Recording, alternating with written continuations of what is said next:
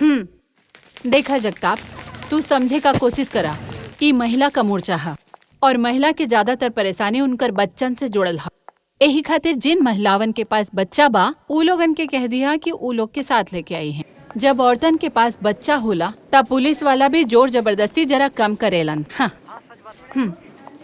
सुना जगताप, जो नारा बोले के बा वहाँ पे वो ठीक तरह से उनका के याद करा देला ना?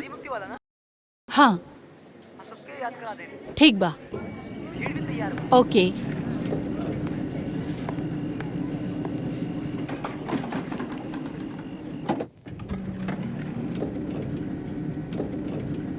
अच्छा, वो बैनर और नारा लिखी पट्टियाँ कबले तैयार हो जाई? मैडम 2 घंटा में सारा सामान ऑफिस में पहुंच जाई और हम तो एगो पुतला भी बनवा लेनी। अगर फूके का मौका मिल गई तो वो भी करा दे। अगले दिन टीवी अखबार खातिर अच्छा खबर बन जाई। हाँ, तोहार आइडिया बुरा ना बजकता। अच्छा, हमके एक बात बतावा। बोली मैडम। शिवानी जोगलेकर से तोहार बात भइल के ना? का ऊ आवे के बारे में बात पक्का कैली कि ना? मैडम इस समय वो तो शहर से बाहर भी आ। हम लगातार उनकर फोन लगावा तानी मगर अभी तक उनकरा से बात ना भइल।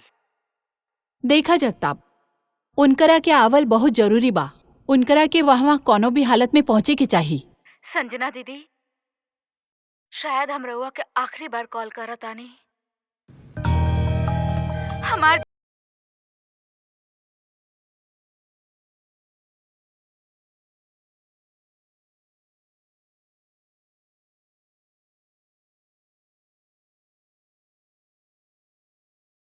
करब।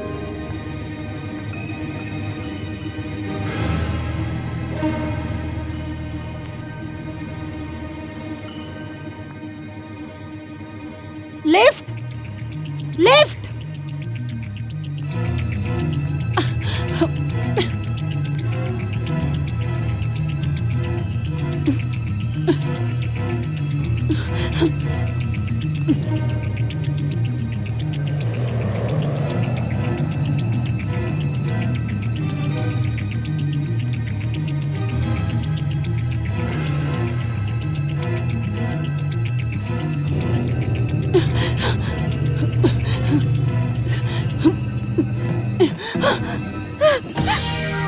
मधुबाला, रुका, रुक जा। ई का पागल बन। वेलकम मधु। काफी बड़ा घर बना ले बड़ा तू मलार। तोरा का लागता इतना सा नौकरी करके केहू मुंबई में इतना बड़ा घर बना सकेला? फिर हमार दोस्त के हा काहे के ओकर परिवार स्विट्जरलैंड में सेटल हो गइल बा, तो यहाँ रहे के जगह मिल गइल बा हमरा के। ना तो इतना बड़ा घर हमार ई सपना दिखला से भी बड़ा बा। सपना देखे से ही सपना पूरा करे के तमन्ना जागेला मलार। देखिए, एक दिन ऐसे भी बड़ा घर हुई तहार मलार। धन्यवाद, पर हमार सपना से ज्यादा तू अपन सपना के बारे में सोचा। हमार सपना सिर्फ सपना नहीं है मलार, एगो सोच बा, एगो जुनून बा।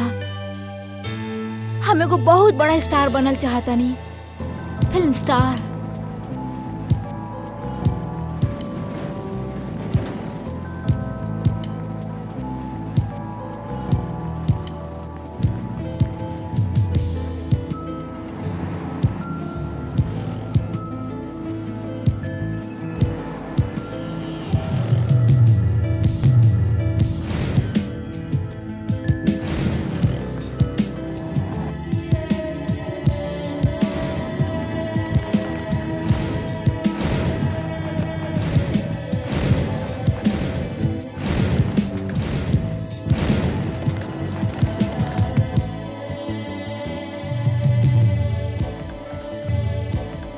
का सपना लेके हम इस शहर में आई रहनी, हमार सारा सपना टूट गई।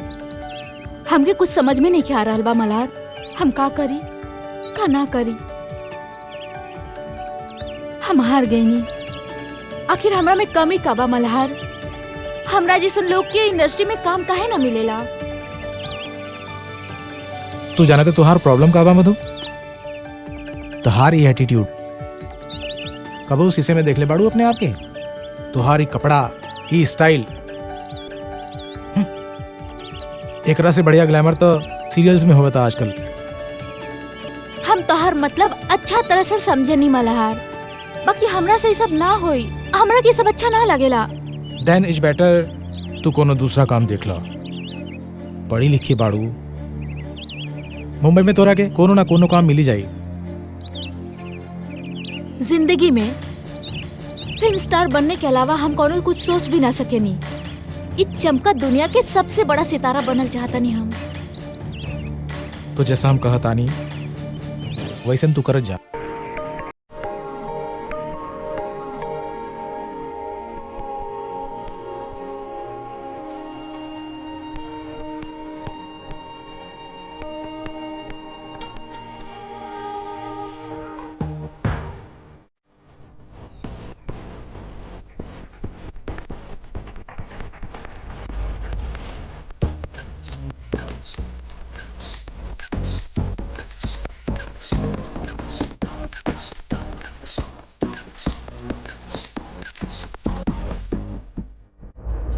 अप्सरा अप्सरा देखला तू जरा, कहेला लम्हा आवत जावत वक्त बाही तोहार। हे आहा, हे आहा।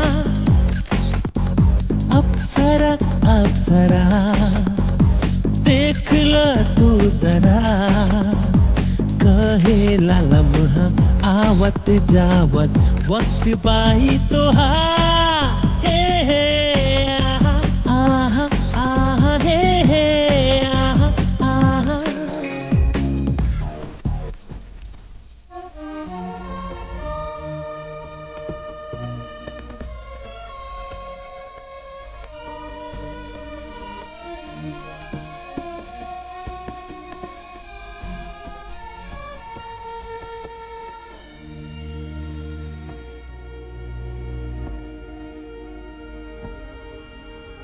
नया नजर नया अदा, नया सफर नया नशा, आसमां ये आसमां कल तोरे ही हुई निशा।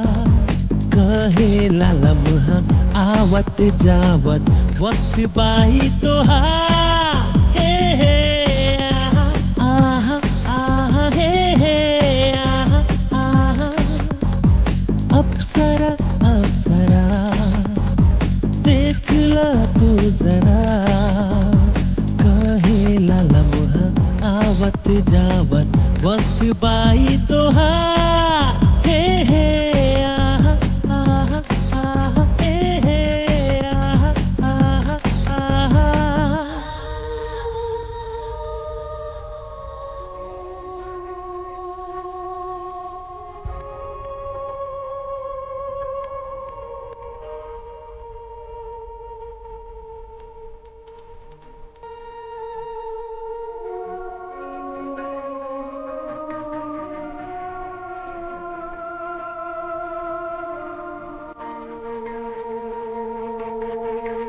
हमसे तू सट जाओ, बहिया से लिपट जाओ, अखियां में तू बस गईलो, लल सभी पूरा दहो।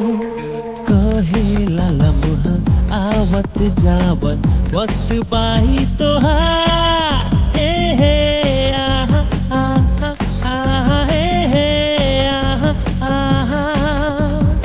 अप्सरा अप्सरा देखला तू जरा, कहेला लम्हा आवत जावत वक्त बाही तोहार। हे आहा आहा आहा, हे आहा आहा आहा।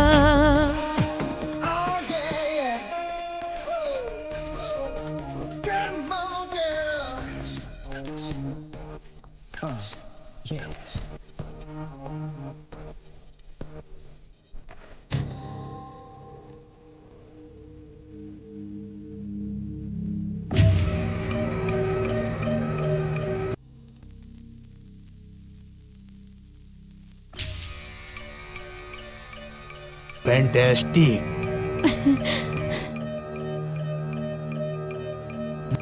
Mind blowing.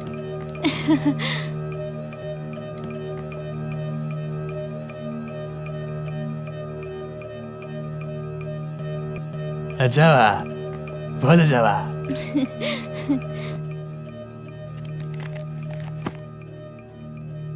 पर कहा सिर्फ ही ग्लैमरस फोटो खिंचवौला से इंडस्ट्री में काम ना नु मिलेला सर जी। खास तौर पर लड़की जब नया होए कहा माहौल बनावे के पड़ेला, भौकाली मारे के पड़ेला कि सामने वाला खुद ब खुद काम देवे खातिर बेकरार हो जाए, खड़ा हो जाए। देखी अपन इंडस्ट्री में 8-10 लड़की तो ऐसा भी है जे मिस वर्ल्ड मिस यूनिवर्स जीतल बिया, बाकी मिस इंडिया और दूसर ब्यूटी कॉन्टेस्ट जीते वालों की कोई गिनती है नहीं है जी। पर रवा लोग घबराई ना, कालरा बनू आ जाए कालरा बात कुछ न कुछ होइए जाई, और होई भी ऐसा जे रवा लोग कभी सोचले ना हो गए। बस 50% कमीशन और 5,000 रुपया हर महीना अलग से।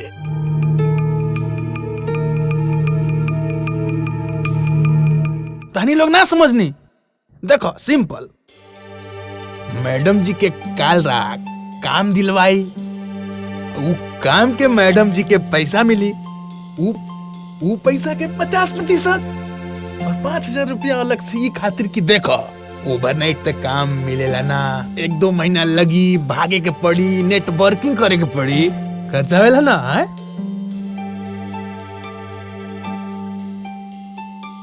सोचा ना सर जी, मैडम जी के लाइव बना दे। इला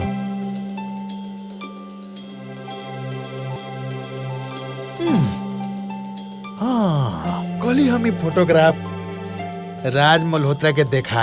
राज मल्होत्रा यू है डायरेक्टर बड़े ना जिनकर फिल्म बार गर्ल के नेशनल अवार्ड मिलल बा। जी मैडम जी, वो है राज मल्होत्रा। वाह, 92 राष्ट्रीय पुरस्कार के घोषणा हो चुकल बा। सर्वश्रेष्ठ अभिनेता खातिर मलयालम फिल्म के सुपरस्टार मामूटी को चुनल गईल बा। वही फिल्म बारगल खातिर निर्देशक राज मल्होत्रा के सर्वश्रेष्ठ निर्देशक। ओके, हम रवा के 5 मिनट बाद फोन करी।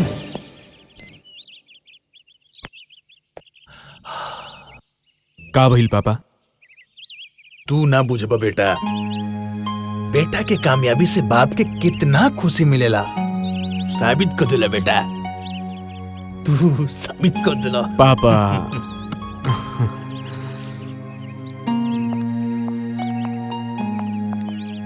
ओहो, बस भी करा बेटा, 12 बज गेल ह, नाश्ता कर ल। सुबह से 2-3 बार तहार खातिर नाश्ता गरम हो गइल बा। मधु मधु का भइल मलार? बहुते खुश लगत बड़ा। तू सोचा तोर कोनो भरोसा नहीं के, खुश होके तोरा पास से कोनो वजह हो सकेला। बतावा ना का बात बा? कल राज मल्होत्रा के हमारे क्लब में शूटिंग बा, इकरा से अच्छा मौका फिर ना मिली। बिहाने मिले के कोनो ना कोनो चक्कर चलावता नहीं। वो हमरा से मिली है। डोंट वरी, हम कोनो ना कोनो रास्ता निकाल ले। 3 नंबर 15, टेक 1 शॉट 1। एक्शन। अभी तू हमारा दिमाग मत खराब करो, हमारा फोन करते रहिए। चल रखो।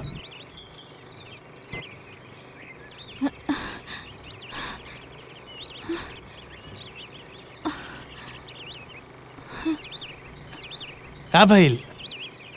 तो इतना घबराइल काहे बड़ुस रे? वेटर हमके देख के मुस्कुरात रहल। हाँ तो पता ना कहीं हमरा के पहचान तो ना लेलस। तो एकरा में घबराए का बात बा? बात बा, तू तो जानत ही बाड़ा हम पहले का धंधा करत रहनी।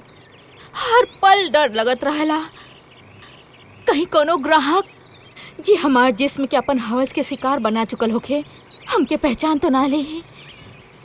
भूल जा, तू तार कल रहे, कल तू बेसिया रहू लेकिन आज हमार बीवी हो।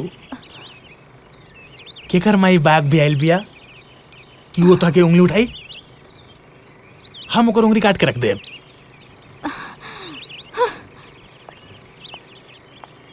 उंगली काटब रहुआ, मगर केकर केकर उंगली काटब? हाँ, बचपन से लेके जवानी तक हर पल हर पल हवस के दरिंदन के दरिंदगी के शिकार होकत रहनी। दिन रात लोग जिसम से खेलत रहलन। केकर बिस्तर गरम कैनी हमके खुद नहीं के मालूम।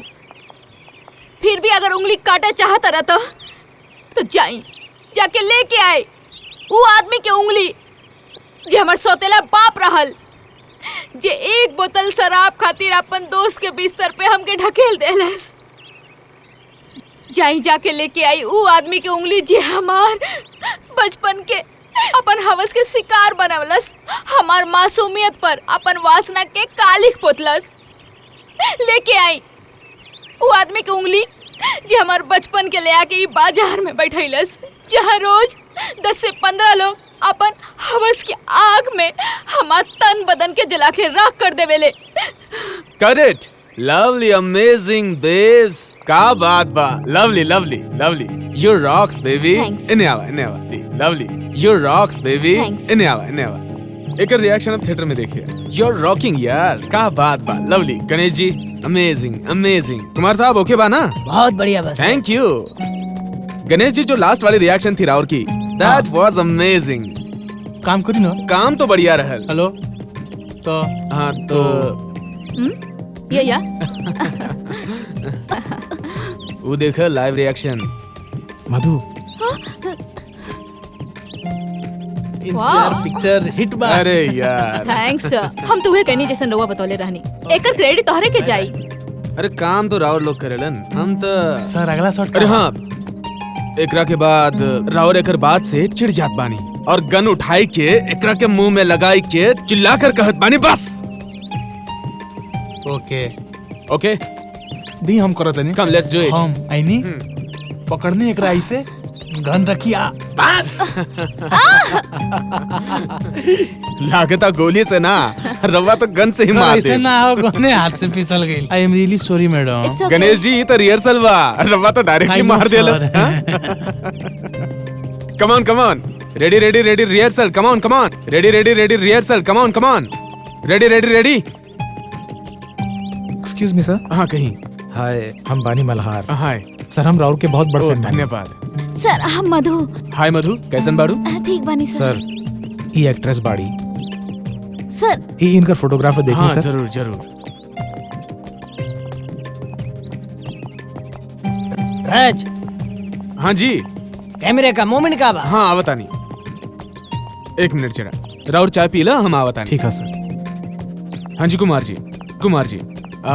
एकर बाद वाला जौन शॉट बा जिमा गणेश जी लड़की के माने लड़की के मुंह में गन लगावता, हमके का चाहिए गन और लड़की का फेस चाहिए. गणेश जी का फेस ना आए तो भी चली. और लो लगाई और 75 लगाई. अरे हाँ, अरे यार हम तो बहुत बिजी बानी और वैसन भी हमरे फिल्म की कास्टिंग हो गई बा. रवा एक काम करी, अगला हफ्ता हमरा के फोन करी और ऑफिस में आके हमके मिली. धन्यवाद सर. चलो ऑल द बेस्ट. चलो रेडी.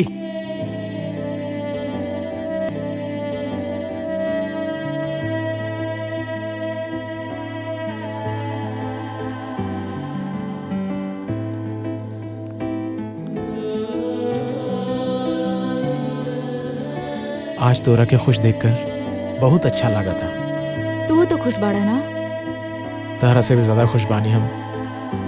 हमरा के तुहार कामयाबी के कदमों की आहट सुनाई देता. 1 मिनट. बोली कालरा साहब.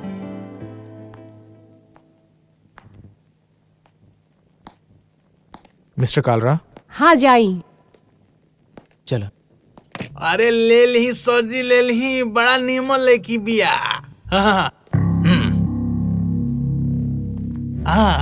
अरे कैसन बात करत नी सर जी.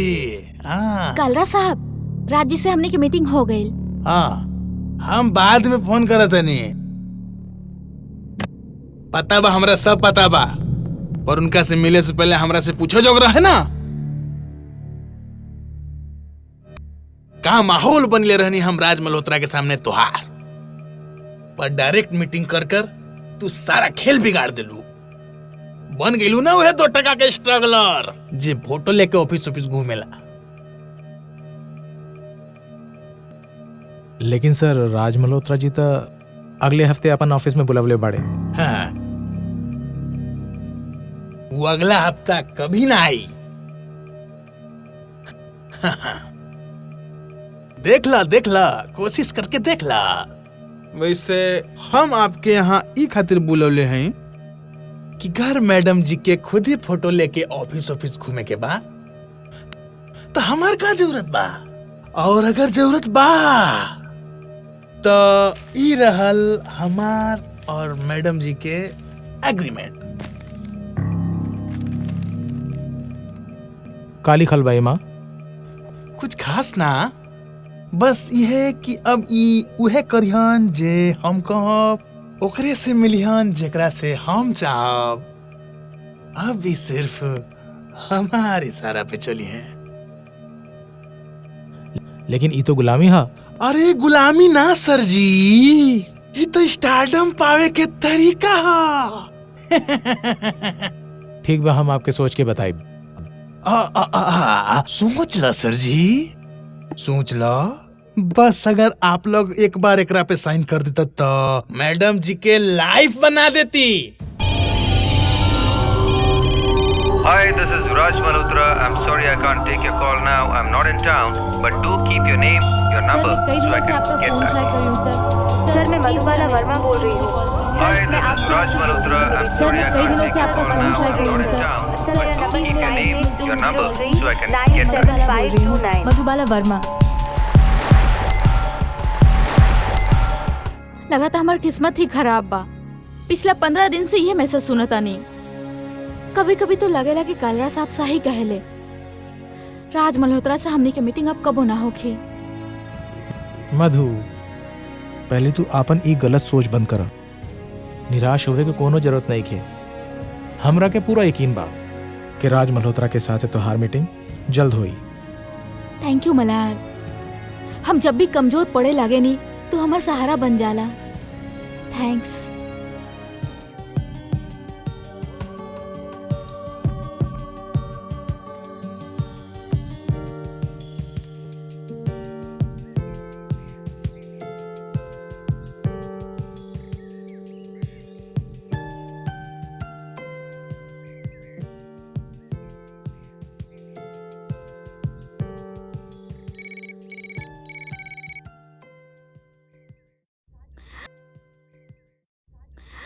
राज मल्होत्रा। हेलो सर, हम मधु बोलत आनी। 15 दिन से आपके फोन ट्राई करत रहनी सर। हाँ, हम जानत हैं। का तो हमरा के आज मिल सकेलू? बिल्कुल सर। हम अभी आपके ऑफिस पहुंचत आनी। ना, तुम ऑफिस मत आई है। आज हम ऑफिस ना जाब। एक काम कर, एगो एड्रेस लिख ले। एक सेकंड सर। जी सर बोली। हाँ, 32 स्वप्नलोक, मड आइलैंड।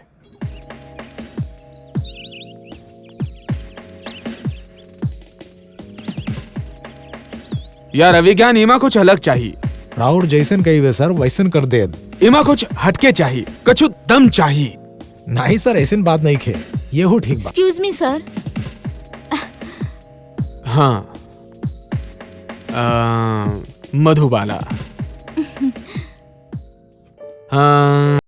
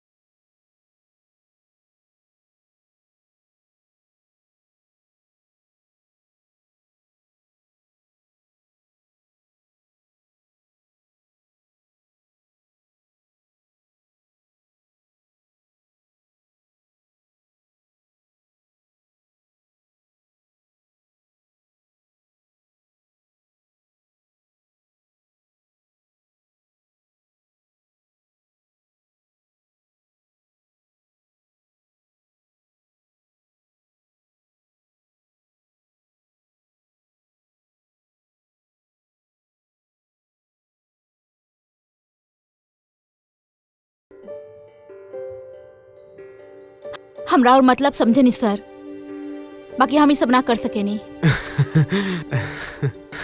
एकर बिना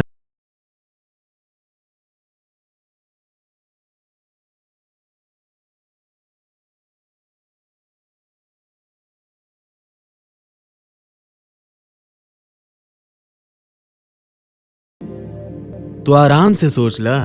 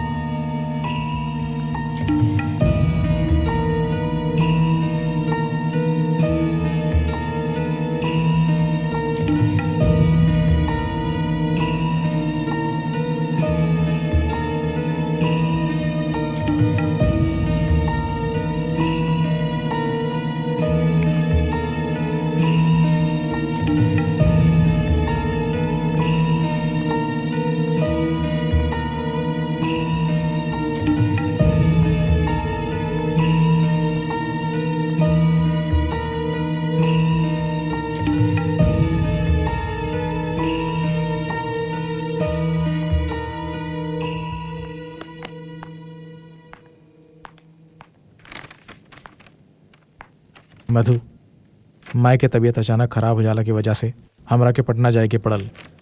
राज मल्होत्रा के साथे तोहार मीटिंग कैसन रहल? हमरा के उम्मीद ना पूरा भरोसा बा कि तू जल्दी ही राज मल्होत्रा के फिल्म में हीरोइन बन जाइबू।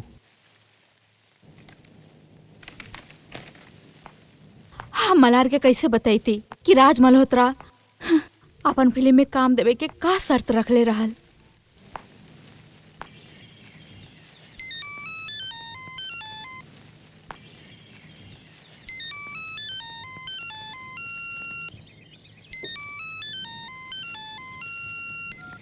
हेलो, हाय राज मल्होत्रा, का सोच ले बा तू?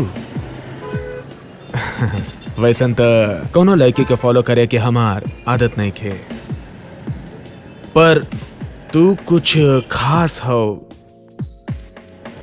न जाने इंडस्ट्री में कितनी लड़कियां बानी जो हमरे पीछे पड़ल रहल बिया, पर ये कम वक्त दिल न जाने तोहरा पे कैसे ना आ गई। मधु, तू कुछ बहुत खास बाड़ू। मिस्टर राज, मन्नी के आप बहुत बड़ा डायरेक्टर बानी, इंडस्ट्री में राउर बहुत नाम बा। एकर मतलब ई ना कि रउआ दूसर के इज्जत ना समझी। हमरा के लेकर रउआ गलत फहमी में बानी। हम उस तरह के लड़की नहीं थी जो करियर खातिर कुछ भी कर सके। हम सोचले रहनी रउआ हमार एक्टिंग देख के हमरा के काम देहब, लेकिन हमरा के बहुत दुख भइल मिस्टर राज। रउआ जैसन लोग ही कास्टिंग के नाम पे लड़कियन के शारीरिक शोषण करके इंडस्ट्री के बदनाम कइले बा। बहुत खूब, आई लाइक योर एटीट्यूड मधु। हम सिर्फ तोहरे अंदर की आग देखे के चाहत रहनी, वो हम देख लेनी तो पास हो गई लू। का मतलब समझिए बाद में। तू अपन एड्रेस दे दे, हम खुद आके तोहरा के समझावता नहीं। इतना का सोचे ताड़ू? किस्मत खुद चल के तोहरे लगे आ रहल बिया। तू पता बताव। वो तो ठीक बा, पर एगो किरदार है हमार नई फिल्म में, और हमके लागल तोहरा में वो बात है कि तू वो किरदार कर सकेलू, और हम चाहता ना कि तू वो किरदार करा। हमनी के पता बताव। 21 शिशोर वर्सोवा।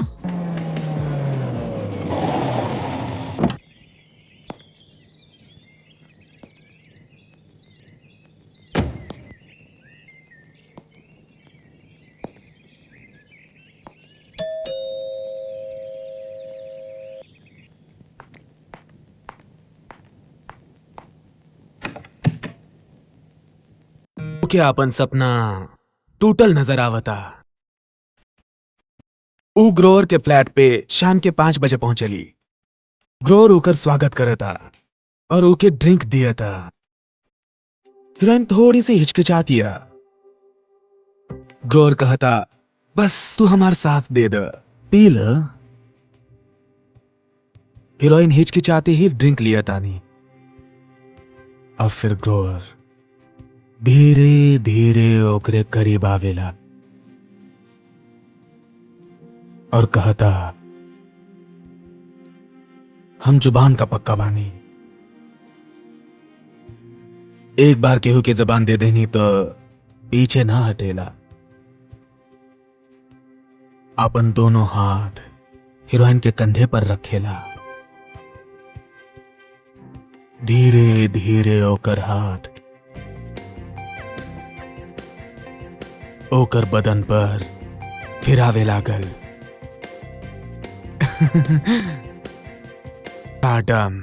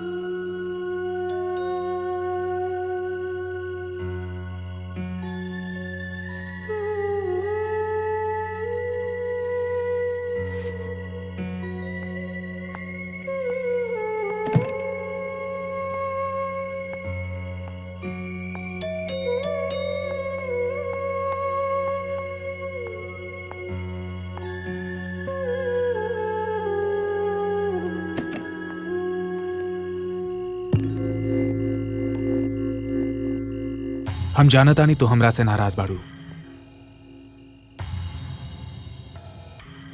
हम हरकत ही ऐसन कैनी है।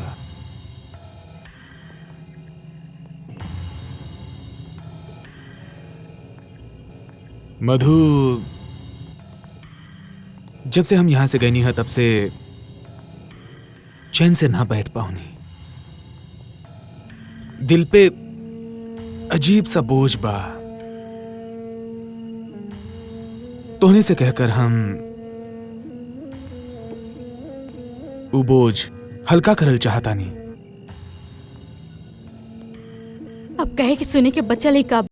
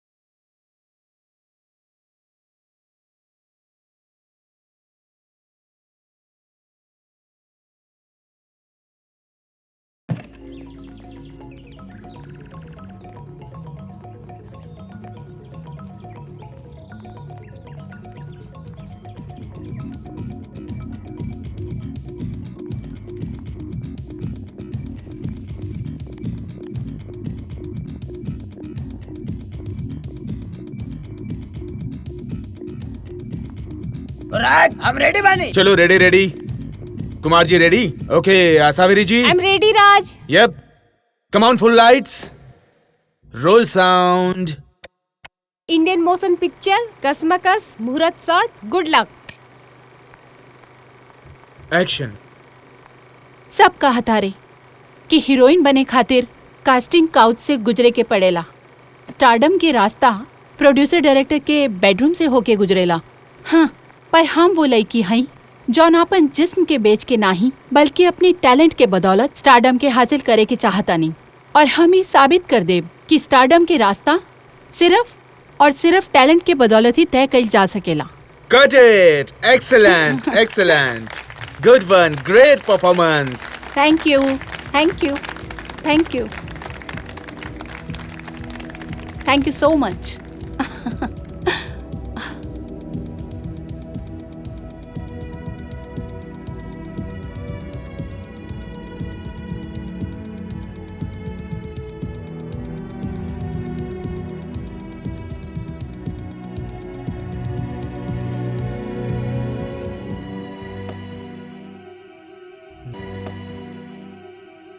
Damn it! जिंदगी में कभो इतना परेशानी नहीं के भइल।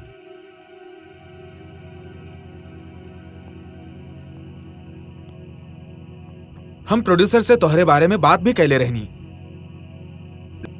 लेकिन वो हीरोइन के डैड ने कहीं से 1 करोड़ रुपए का लालच उसे दे दिला और सब कुछ एकदम से बिगड़ गईली।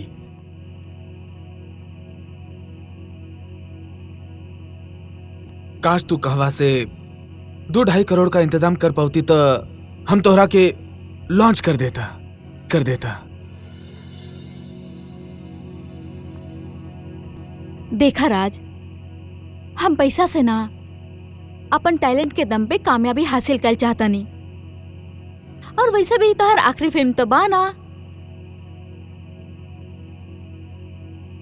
लेकिन हम तोहरा से वादा कैले रहनी। जब हमके कोनो प्रॉब्लम नहीं खे तो तू इतना टेंशन काहे ले रहल बड़ा। हम जानत नहीं तू हमरा खातिर पूरा कोशिश करत रहा। हमरा खातिर इतना ही काफी बा। ई फिल्म में ना सही, अगला फिल्म में। ऐसन हालात में भी तो ऐसन सोच सकेलू। तू बहुत अलग बाड़ू।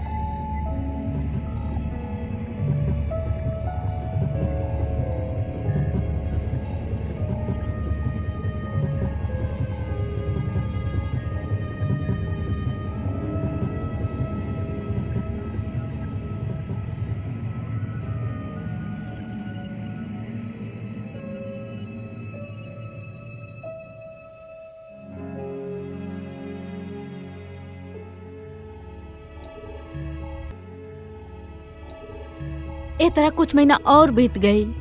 राज के एक और फिल्म फ्लोर पे आ गई। ई फिल्म में भी हमरा के ना लिहल गई। हमरा के कुछ समझ में ना आवत रहल। ई बीच मल्हार भी वापस आ गई रहे। मधु, मधु, ई देखा अखबार में का छपल बा। काले राज मल्होत्रा के नई फिल्म के मुहूर्त भइल बा। ऊ कौनो नई लड़के के हीरोइन लेहले बा। तो ओकरा के टच में ता बाड़ू। वो तो तहरा के भी वादा कहले रहल। देखा मधु, ई लाइन में जब तक काम ना मिले लगातार कोशिश करे के चाहे। तू करत बाड़ू नु। मल्हार हमर गुजरल हालात से अनजान रहल। ओकरा के कुछ पता ना रहल कि राज मल्होत्रा हमार जिंदगी में कितना बड़ा तूफान ला देले रहल। एक तरफ मल्हार के उम्मीद रहल तो दूसरी तरफ राज के दिखावल बड़ा बड़ा सपना। हम अजीब कश्मकश में घिरा रहनी। एकरे बीच मल्हार एक दिन अपन मोहब्बत के इजहार हमरा से कर देलस। हमार समझ में ना आवत रहल कि हम ओकरा से का कही का ना। हम ओकरा से कैसे बताती कि हम ओकर प्यार के लायक ना रहनी। यही से हम मल्हार के घर छोड़ के फैसला कर देहनी। हमरा के नया घर दिलावे में मदद कैलस संजना ओबरॉय। संजना ओबरॉय एगो मुक्ति नामक संस्था चलावत रहली, जौन महिला लोग के साथ भइल अन्याय के खिलाफ आवाज उठावत रहल और समाज से उ लोग के उनकर हक दिला के उ लोग के नया जीवन शुरू करे में मदद करत रहली।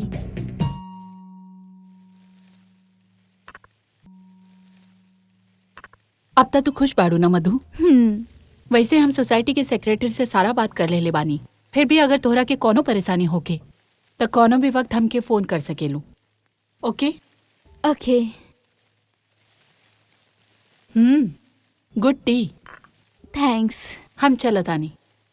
ओके फिर मिलल जाई। Bye by.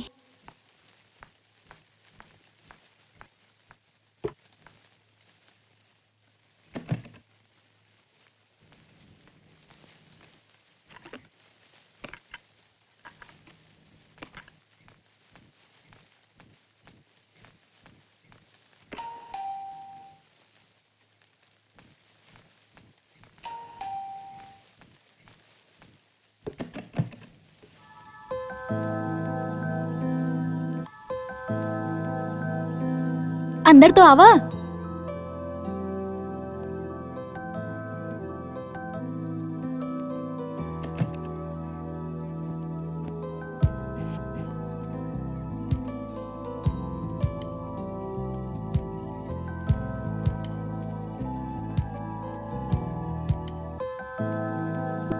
देखा मल्हार, जब से हम मुंबई आइल बानी तू हमेशा हमार साथ देहला। बाकी हम साथ के नाम पे बोझ नहीं की बनल चाहत। हम जब से वापस आइल बानी तू बहुत अजीब सा व्यवहार करत तारू। हम तोहरा के कब से देखे तानी और आज तो तू हद कर देलू। मल्हार प्लीज हमके समझे की कोशिश करा। काम समझने की कोशिश करी हमरा के नहीं के बुझाता। मल्हार हम चाहतनी कि तू अपन लाइफ में खुश रहा। हमरा के का भइल? हम अपन जिंदगी में बहुत खुश बानी। सच कहा था तोहरा के अपन जिंदगी में लाके अपन खुशी डबल करल चाहतानी। हम तो के खुशी नहीं दे सकत मल्हार, जिकर तो के तलाश बा। शायद हम दोनों एक दूसरे खातिर बनल ही नहीं खी। ये का बहकी बात करत तारू? तू होश में तो बाड़ू? हम पूरा होश हवास में बानी मल्हार। हम ही चाहतानी कि तू कोनो अच्छा लड़की देख के और ओकरा से शादी कर ला। तू जाना था कि तू का कहता हूँ? I love you. I am sorry Malhar, तोहर जैसन साथी मिलल बहुत नसीब के बात बा, but I am very sorry.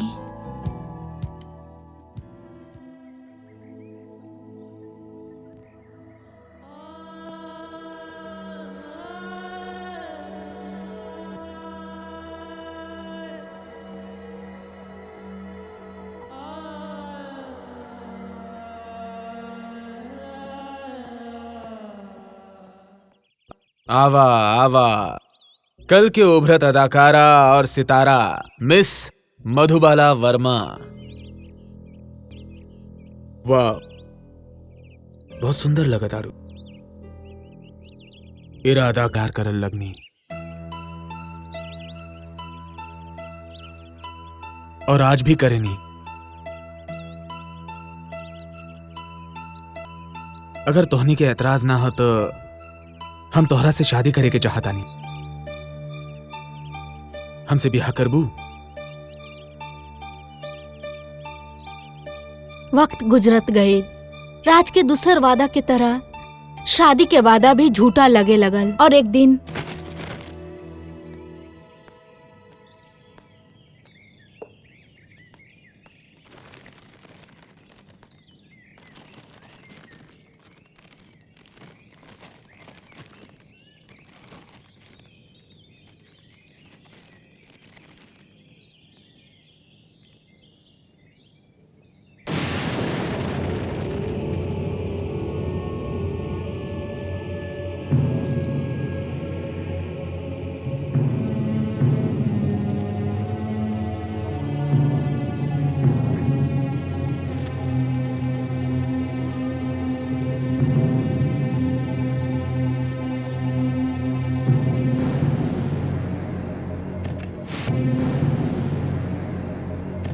अरे हमरे जान कोनो प्रॉब्लम नहीं खे।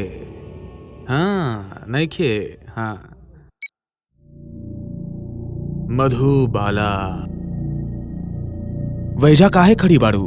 आजा। हम यहाँ तोहर बिस्तर गरम करे नहीं खी आइल, यहाँ बात करे आइल बानी। बताव का कहे के बा? जब शादी के वादा तू हमसे कैले रहला, तू केहू और से शादी काहे कैला?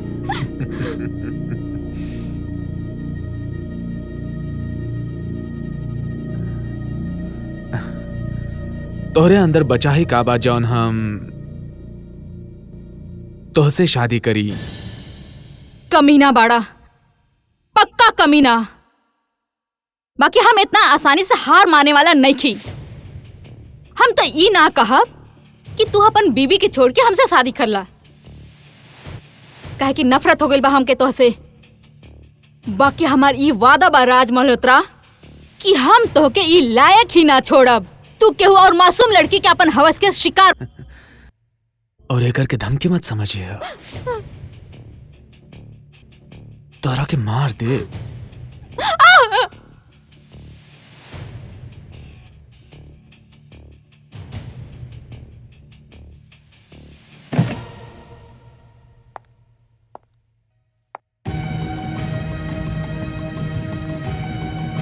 राज मल्होत्रा के ही रूप देख के हम डर गए नहीं। हमके हमार औकात याद आ गई। आखिर हम रहने का एगो स्ट्रगलर और वो एगो मशहूर निर्देशक बड़ बड़ लोगन के साथ दोस्ती रहा होकर कुछ ना बिगड़ पौती हम होकर इज्जत गवा चुकल रहनी। जिंदगी गंवावे के खौफ छा गई रहे दिल में। वो जिंदगी जिकर सब सपना पहले ही टूट चुकल बा। सपना, खूबसूरत सपना। Lights, lights, lights, camera, ready, action. तोरा पे विश्वास करके ना, एक मिनट, ये सब कहाँ गइलन? कहाँ बाई सब कहाँ गइले?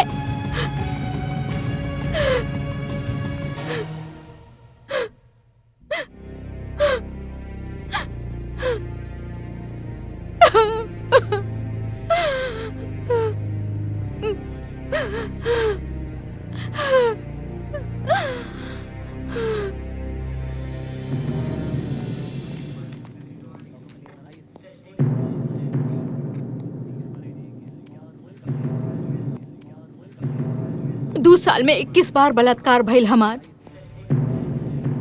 कबो फिल्म में काम देवे के नाम पर और कबो शादी के वादा करके।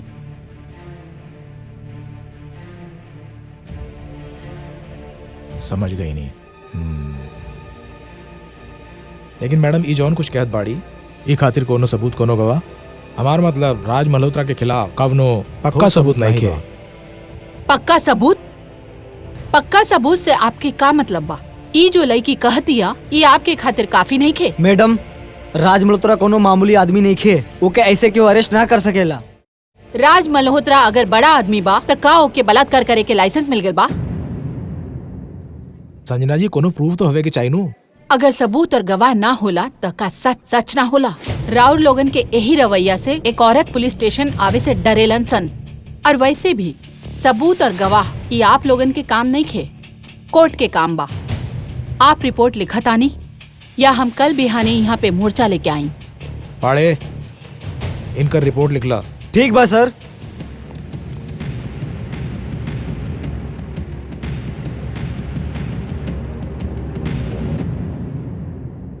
राज साहब, अगर हमार कार्यक्रम के खातिर रहुआ थोड़ा सा वक्त निकाली तो हमार संस्था राउर बहुत बहुत आभारी देखिए होगी। मैम, ऐसा सामाजिक काम के खातिर हमार फिल्म इंडस्ट्री ने बहुत काम किए बा।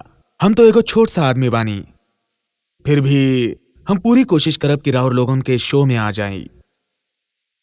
राउर चिंता ना करी, हम आ जाए। धन्यवाद सर। हाँ बोल। का? लेकिन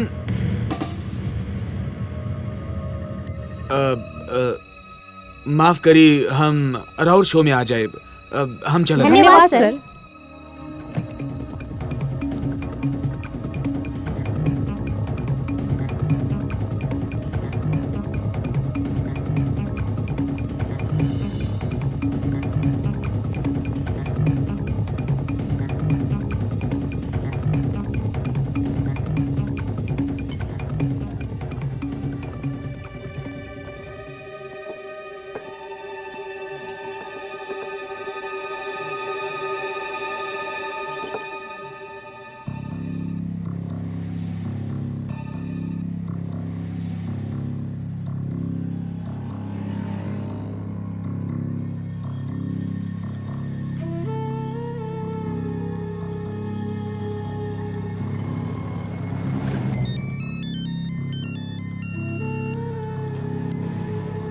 हाँ राघवन बोल।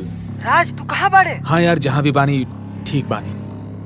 तू चिंता ना करा, हम सब तोहरे साथ बानी। वैसे तू लेगी के पास कोनो सबूत तो ना छोड़ ले। तोहर दिमाग खराब हो गइल बा का? हमको कोनो काम नहीं के का कि ये सब हम करी? देख हमारा मतलब तोहरा के दुखी करे के ना रहल। धन्यवाद कि तू फोन कैलस।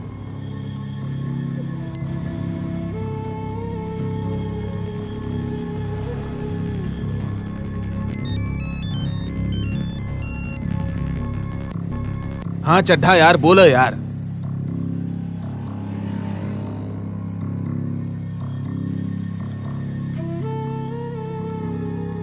तोहर सहायता के लिए बहुत बहुत धन्यवाद। Thank you.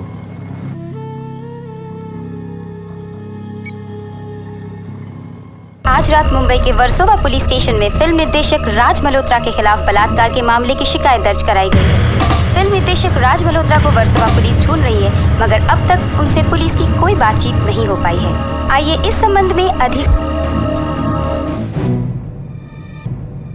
हम तो कभी सपना में भी ना सोचले रही कि ये दिन देखे के पड़ी। पता नहीं किस्मत में का लिखल बा। रउआ ऐसन काहे सोचता तानी पापा? कुछू ना होई, हम जाना तानी राज निर्दोष हा। रउआ देखिया, भगवान करे हमरे राज के कुछ न होवे। भगवान के घर में देर बा, अंधेर ना। कब कब जिंदगी में इंसान के उ दुख के भी सामना करे के पड़ेला जेकर जिम्मेदार उ ना होला। वो सब तो ठीक बा, लेकिन सवाल अगर सिर्फ रुपया और पैसा के नुकसान के होई तो हमरा कोई चिंता ना रही। ये सवाल हमारे परिवार के इज्जत के बा। हमरा समझ में नहीं आवत कि सब करके वो लड़की का साबित करे चाहती है, का हासिल करे के चाहती है। पापा, ये फिल्म इंडस्ट्री बाही ऐसे जगह, यहाँ कौन कब का करी कोनो भरोसा ना रहेला। बेटा राज से बात भई कहाँ बाऊ? वो अपन दोस्त चड्डा के साथे पूना गइल बाड़न। ओइजा से वकील के साथे बिहानी आई हन और कोर्ट में खुद के पेश करी है।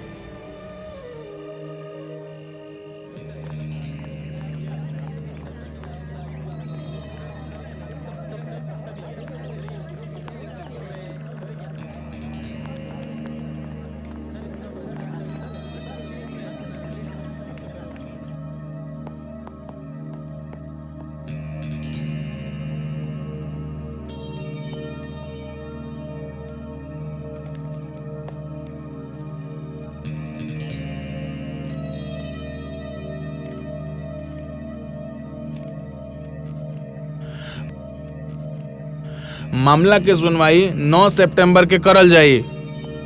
तब तक एंटीसिपेटरी बेल ग्रांट करल जाता, लेकिन आरोपी के हर दिन पुलिस स्टेशन में इन्वेस्टिगेशन ऑफिसर के रिपोर्ट करे के पड़ी। Oblige your honour.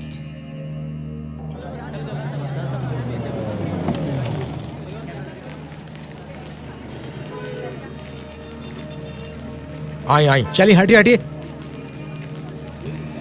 आई आई, प्लीज आई। प्लीज।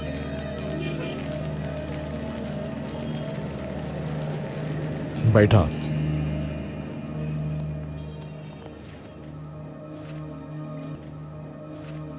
का बात बा मिस्टर राज? राउर की वजह से हमारे पुलिस स्टेशन का बड़ा नाम हो गया बा। मिस्टर राज मल्होत्रा, मिस मधुबाला अपन रिपोर्ट में लिखौले बाड़ी कि पिछला 2 साल से फिल्म में काम देवे के बहाने राउर उनकरे साथ 31 बार बलात्कार कैले बा। ई इल्जाम पूरी तरह से झूठ और बेबुनियाद बा। हम ई नाम के कोनो लड़की के नहीं जानत।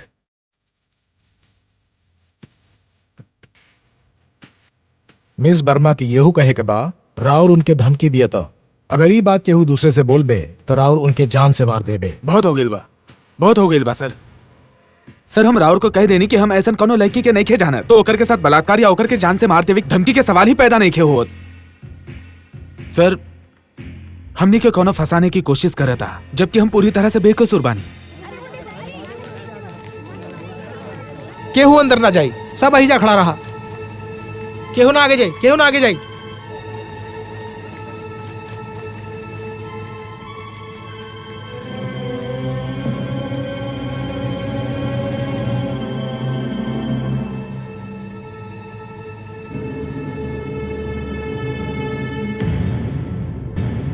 कार और अब भी यही कहवे कि हम इनकरा के पहचानत नहीं खे। हाँ ये सच बा कि हम ये लड़की से पहले मिलल बा, लेकिन न जाने कितनी लड़कियन से हम रोज मिलता नहीं। एकर मतलब ये ना बा कि सबों के साथ हमार पर्सनल रिलेशन बा और सबों के साथ हम। राज, इंस्पेक्टर रानी रघुआ के गुमराह करे की कोशिश करी हन, रघुआ सावधान रही। वकील साहब, पहले हमरा के मिस्टर राज के बयान तो लेवे दी। राउर के कोर्ट में पूरा। राज साहब, हमारे एगो और मीटिंग बा प्रोड्यूसर के साथ है।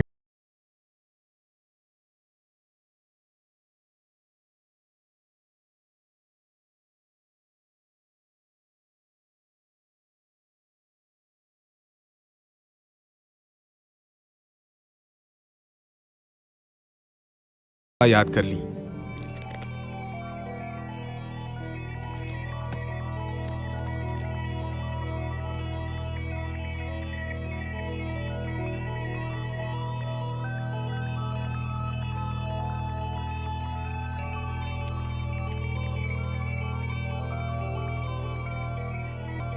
सर हम तैयार बानी। रेडी? ओके, शुरू करते हैं। हाँ, सब कहले कि हीरोइन बने खातिर कास्टिंग काउच से गुजरे के पड़ेला। स्टारडम के रास्ता प्रोड्यूसर डायरेक्टर के बेडरूम से होके गुजरेला। बाकी हम वो लड़की बानी जो अपन जिस्म के बेच के ना, बाकी अपन टैलेंट के बल पर स्टारडम के रास्ता हासिल करब।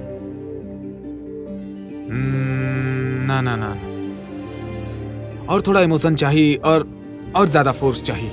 ओके ओके, स्टार्ट अगेन, एक्शन।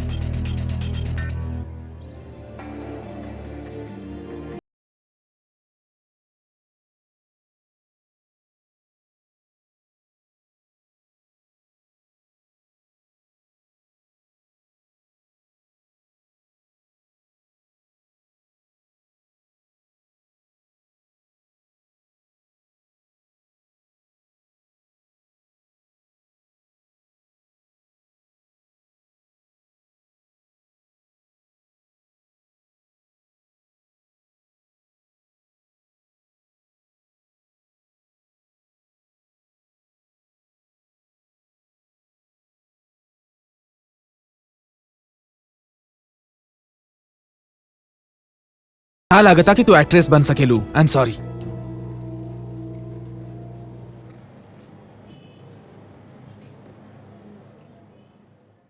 राउर जब ये मान चुकल रही मधु इतनी टैलेंटेड नहीं थी जितना कि एक एक्ट्रेस के होवे के चाहिए, तब फिर राउर उनके घर पे काहे गई रहला?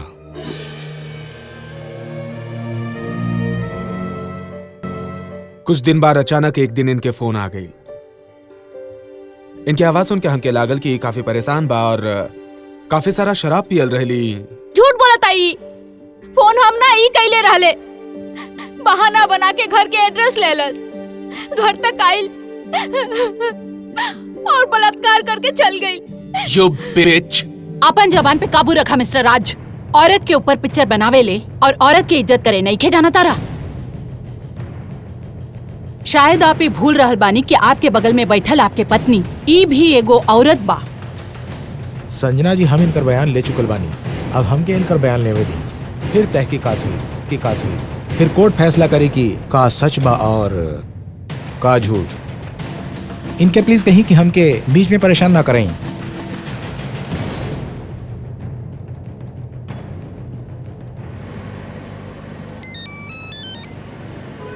कौन बोला तानी? मधु बोला तानी सर। मधु? सर रउआ से मिले, रउआ के मडवाला बंगलो में आई रहनी। हाँ मधुबाला, हाँ बताव कैसन बाड़ू? हमने के माफ कर दी है, वो दिन हम कुछ ज्यादा ही कड़वाहट से बात कहनी।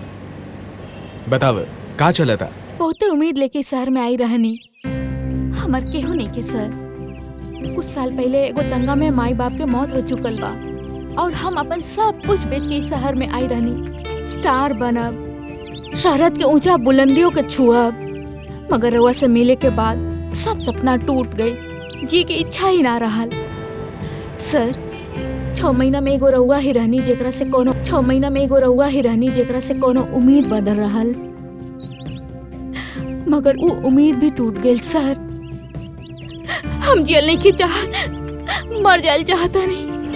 देखो मधु, जिंदगी इतना सस्ता नहीं खे कि एगो सपना के खातिर बर्बाद कइल जाए। हमरा लागत है तू होश में नहीं खो। तोहरे साथे कोई घर में बाकी ना? केहू नहीं खे सर।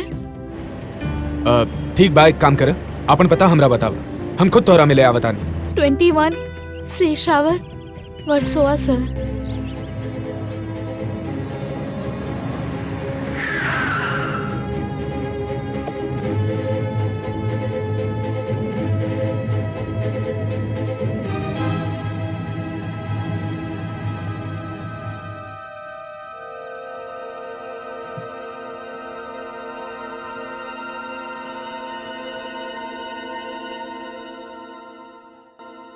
हाय,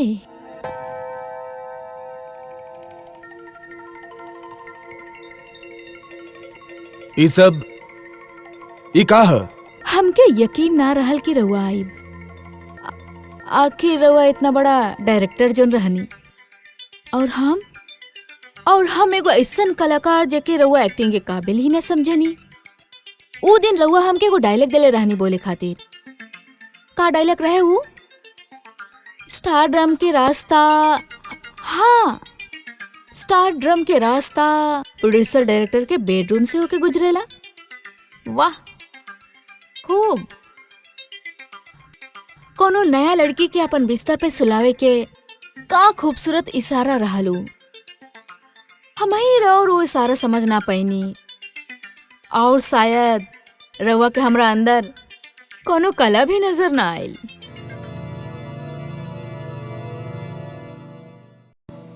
तोहरा का लागत है?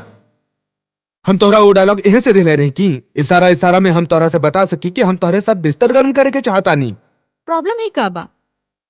और फिर हम सुनले बानी ई फिल्म इंडस्ट्री में गिव एंड टेक के रिवाज बा। हम तो यहाँ यहीं से आयल रहनी कि कहीं तो निराश होके गलत कदम ना उठा ल। हम तहरा जिंदगी की ऊंच नीच समझा के जिए के नया रास्ता तलाशे में मदद करे आयल रही, लेकिन तू, हमरा का पता कि तू अपन जिस्म के हथियार बना के कला के ऊ मंजिल के हासिल करे के चाहतारू जे कड़ा मेहनत और लंबा तपस्या के बाद हासिल होला। कला कला कला कहाँ बा कला? नंगा जिस्म, तड़पत जवानी, मचलत हुस्न, अश्लील डायलॉग, गंदा नाच, रियलिटी के नाम पे हीरोइन के एक एक अंग के मादकता के साथ प्रस्तुत करल यह बा कला। गलत कहताड़ू। सिर्फ जिस्म दिखैला से कोई कलाकार ना होला। अगर ऐसा हुई तो बाजार में बैठी हर औरत जो अपन जिस्म के धंधा करतिया आज स्टार हो जाई। रउआ अपना आँख में गलतफहमी की चश्मा लगा रख ले बानी, यही से रउआ के सच्चाई नजर ना आवेला। और सच्चाई ई बा कि जवन दिखेला उहे बिकेला। जे जितना कपड़ा उतारे वो उतना बड़ा स्टार, और हम अपन सारा कपड़ा उतारे खातिर तैयार बानी, फिर चाहे वो सिनेमा के पर्दा होखे या और बिस्तर। तहरा नियन लड़की हमारी इंडस्ट्री के बदनाम कर देले बिया, जे काम खातिर पुरुष के वासना के पुजारी बना देवेले। तहार जरूरत हमरा नइखे ना अपन फिल्म खातिर और ना हमार बिस्तर गरम करे खातिर। और हाँ, दोबारा हमरा फोन करे के कोशिश ना करी है। दीदी झूठ बोलता ये आदमी, हमके बदनाम करे के कोशिश करता। दीदी का हमरा वो कैसन लड़की लगता नहीं। दीदी हमरा में और बर्दाश्त करे के शक्ति नहीं खे, प्लीज यहाँ से चली, प्लीज यहाँ से चली दीदी। इंस्पेक्टर, देखा तानी आप कितना गंदा इंसान बाई। एगो भोली भाली लड़की के कैसन तरह के तस्वीर पेश करल चाहत ही। हम जे कुछ कहनी सच कहनी। आंसुअन की चादर से सच्चाई छुपावल ना जा सकेला। कौन विश्वास करी राउर के बात पे मिस्टर राज? गिरी से गिरी लड़की भी ऊ सब ना करी जौन आप हमरा के बतावे की कोशिश करता। हम तो उहे कहनी जौन सच बा सर। ई कर मतलब ई है कि आपने ई लड़के के साथ गलत संबंध नहीं बनौले, शादी करे के वादा नहीं कइले, जान से मारे के धमकी नहीं खे दिया। ये सब मन घड़ंत कहानी बा सर, पब्लिसिटी स्टंट बा। हमके बदनाम कह के पब्लिसिटी हासिल करे की कोशिश करती है सर, बस। ना दीदी, ये संजना जी आप इनके दूसरे कमरा में ले जाएं, हमके काम करे में परेशानी होवता। आवा।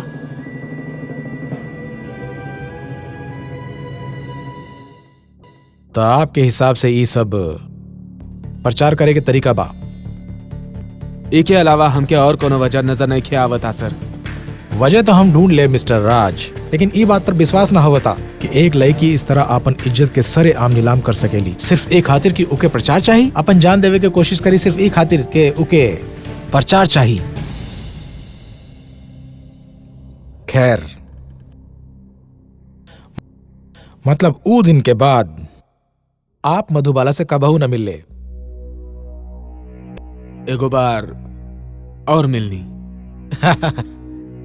कमाल बा, इतना सब कुछ होला के बाद भी आप उ लड़की से मिल ले? उ खुद आयल रही मिले।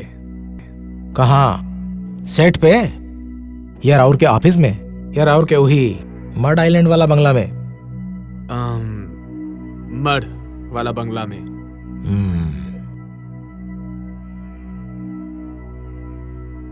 वो दिन बंगला में बैठ के हम स्क्रिप्ट के फाइनल ड्राफ्ट पढ़त रहनी।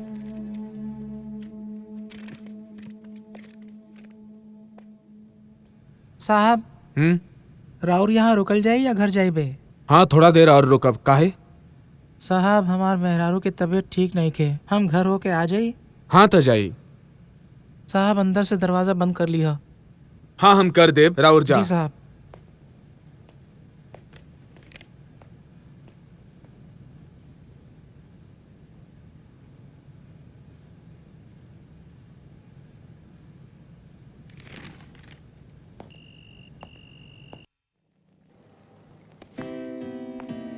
मानसी,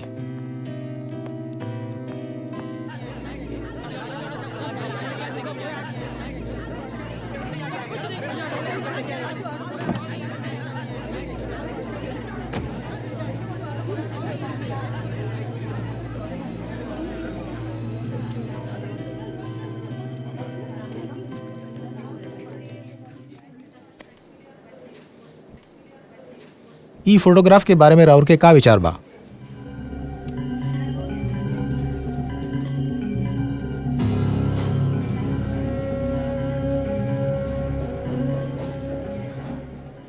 मधु और न जाने कितना सारा एक्टर हमरा से रोज मिले आवत आ रे।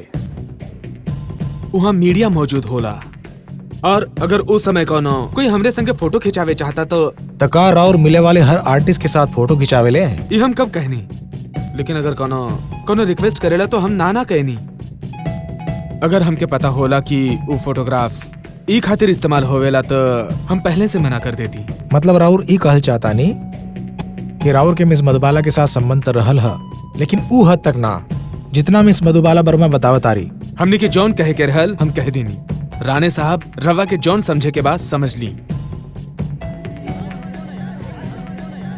सर जब से ही मामला सामने आयल बा फिल्म वाले के रवैया और खातिर कैसन बा? बिल्कुल थैंक्स अ लॉट टचवुड। पूरी फिल्म इंडस्ट्री हमरे साथ बा। उ लोग जे हमके मॉरल सपोर्ट देले बा, फैमिली के देले बा, उ खातिर हम आभारी हैं। रवा के जरिए हम उ लोगन के धन्यवाद कहतानी, थैंक्स कहतानी। सर मिस मधुबाला वर्मा जे रवा ऊपर इल्जाम लगली बिया ओकर बारे में रवा का कहे के चाहतनी? उ सब बेबुनियाद बा, हम बेकसूर हई। अभी केस कोर्ट में गईल बा और हमें यकीन है इंडियन कोर्ट पर, इंडियन जुडिशरी पर, और उ हमरे साथे न्याय करी। रवा निखे लगत कि जौन तरह से रवा के अंतरिम बेल मिल गिल बा ओकरा से एक्ट्रेस के शोषण के बढ़ावा मिली और दूसरे डायरेक्टर प्रोड्यूसर नया अभिनेत्री के शोषण कर सकेले। रवा कोनो भी बात को तोड़ मरोड़ के सेंसेशनल बना देवेला, लेकिन रवा कभी सोचेला केहू के लाइफ पर, केहू के करियर पर का असर पड़ेला? एक्सक्यूज मी, देखी सर सच्चाई के जानल और लोगन तक पहुँचौल हमार काम बा। जी हाँ, रौरी मत भूली हमारा मीडिया के द्वारा रौर के प्रचार मिलेला, वो नया लोग विनती कराता रहे सन। हाँ, यही खातिर आज जर्नलिज्म बिजनेस बन गईल बा। रवा लोग तो न्यूज में व्यूज मिला के अच्छा बिजनेस करता। जवान संभाल के बात करा सर, राहुल हमारे मीडिया के साथ पंगा ना लिया। Excuse me. रुके सर, रुके सर, रुके। अरे कुछ तो बोली, कुछ तो बोली। अरे रुके सर, रुके।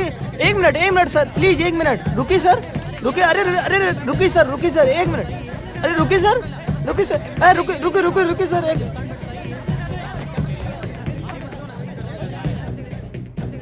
कहाँ रह गिल भाई साहब? हाथ ना वक्त हो गिल अभी तक नहीं ले। हमारे दिल तो बहुत घबराता।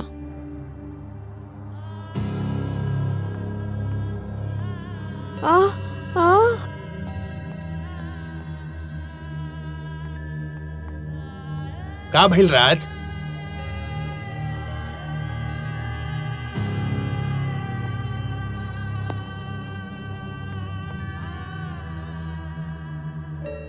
जॉन कुछ कहे के बाद साफ साफ कहा। तनी हम भी तो सुनी तोहरे मन में काबा। हमरा रोआ से ई उम्मीद ना रहे। रोआ हमार दिल ही ना तोड़नी, हमार विश्वास और हमरा भरोसा के खून कैले बड़ा। मानसी समझे के कोशिश कर।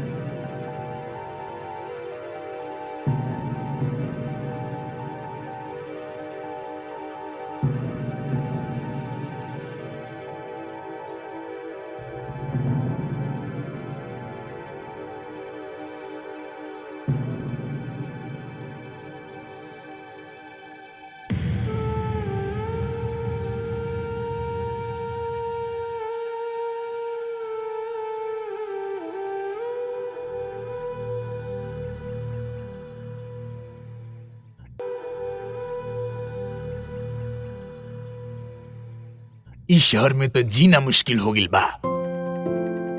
तंग आगिल बनी लोगन के सवाल के जवाब देवत देवत। कभी हमदर्दी के बहाना या ताना मार के केहू न केहू ऐसन कह देवेला कि नजर मिलावल मुश्किल होला। यही खातिर पिछले 3 दिनों से हम मंदिर न जा पाऊनी। वहाँ भी सबके नजर भगवान पे कम हमरा पे ज्यादा बा। लेकिन कब तक हम ऐसे घर में बैठे रह। आज तो हमरा के डॉक्टर घोष के पास चेकअप के लिए जाए के बा। और राउर तो उनका नेचर जानत है, एक एक बात खुरेद खुरेद के पूछे ताड़न। हम अपन पूरा जिंदगी केहू के सामने नजर नहीं झुकाऊंगी, और आज ये उम्र में ये सब सह के पड़ा था।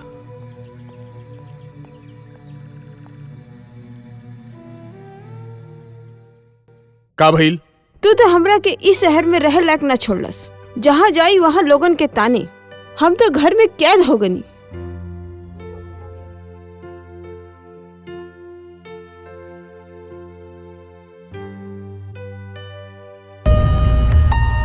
फिल्म इंडस्ट्री में आजकल कास्टिंग काउच बहुत जोरों पर है। खासकर फिल्म निर्देशक राज मल्होत्रा पर मिस मधुबाला वर्मा द्वारा लगाए गए बलात्कार के इल्जाम के बाद चंदना लाहिड़ी जो मशहूर अभिनेत्री हैं, मैं उनसे पूछना चाहूंगा कि ये बात कितनी सच है। मुझे ऐसा ऑफर किसी ने नहीं दिया।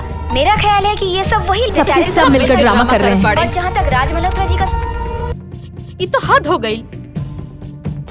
जेकर साथे बलात्कार भाई ओकरे के गलत साबित करे के तुलल बाड़े। ये मीडिया, इंडस्ट्री सब ओकरे फेवर करता रहे। हमार दर्द की तरफ केहू के ध्यान नहीं खे। कबो कबो तो लगेला कि हम आत्महत्या के फैसला करके ठीक कैले रहनी।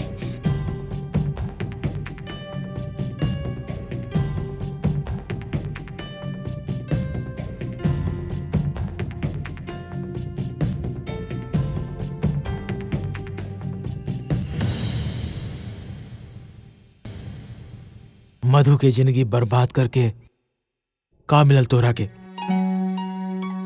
मधु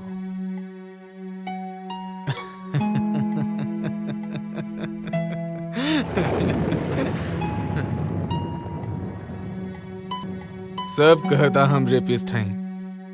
हम उ लड़की के बलात्कार कैले बानी। केहू ये काहे ना सोचता कि हमार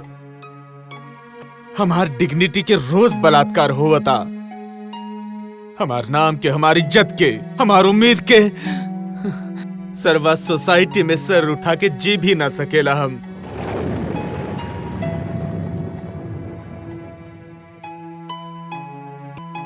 ई तो मधु के हिम्मत हो कि वो तोहरा चेहरा से सराफत के नकाब उतार देलिस, और यही खातिर लोग तोहरा से नफरत से देखेला सन। तोहरा वजह से एगो लड़की घुट घुट के जियता। जीता कहता हम तोहार गला मरोड़ दी। मार दो हमको, हम जिए के नहीं के चाहत। तोहरा का लागता यार हम उ लड़की के रेप कैले है?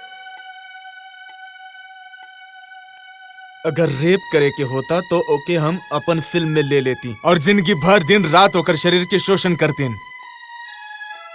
ओकर ही शिकायत बाना कि हम ओकर रेप कैनी और काम ना देनी।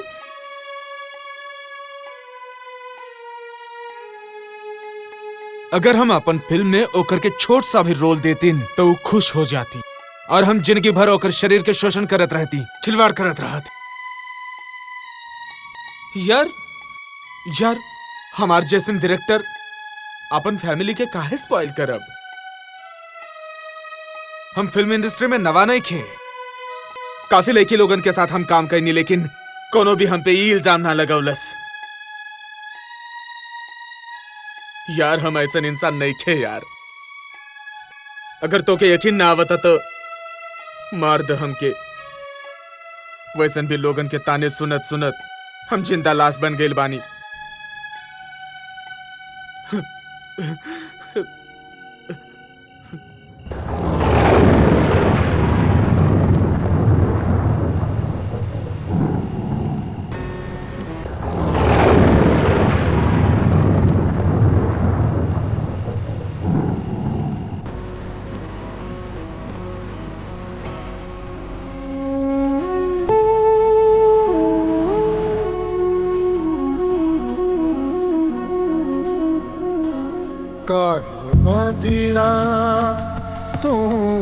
बरसे बदरा मेरी मोही रे काहे बदरा तू बरसे बदरा मेरी मोही रे फिर मिटाए नहीं जाके बरस तू कहीं मन को लगाओ नहीं ठेस काहे बदरा तू बरसे बदरा निर्मोही रे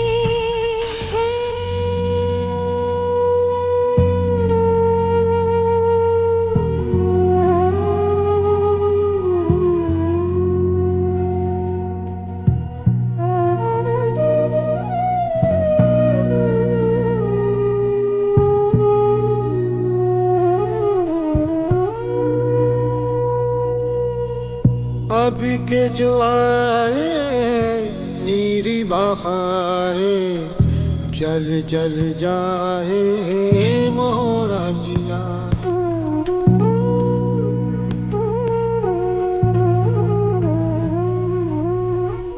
अभी के जो आए नीरी बहारे जल जल जाए मोरा जिया मनी भरी माए कैसे बताए चुप हो गए और होठी सिया फिर मिटाए नहीं जाके बरस तू कहीं मन को लगाओ नहीं ठेस काहे बदरा तू बरसे बदरा निर्मोही रे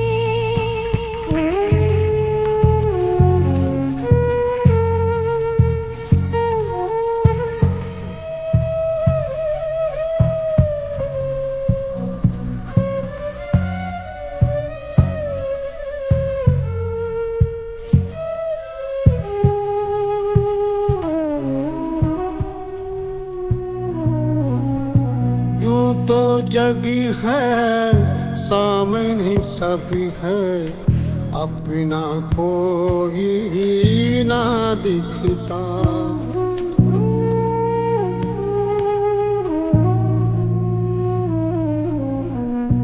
यूं तो जगी है सामने सभी है अपना कोई ना दिखता सूरज आए चंदा आए घोरी अंधेरा ना मिटता फिर मिटाए नहीं जाके बरस तू कहीं मन को लगाओ नहीं ठेस काहे बदरा तू बरसे बदरा निर्मोही रे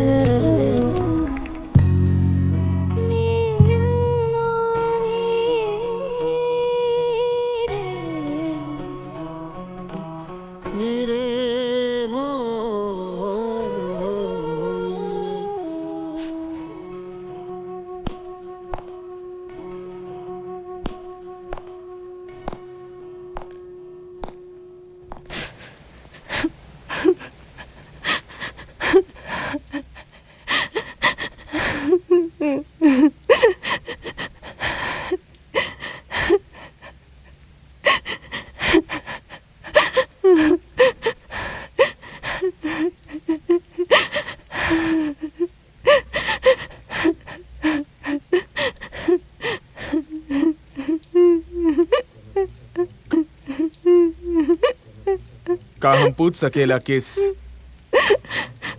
गुनाह के सजा हमके मिलता? सजा सजा तो हमके मिलता।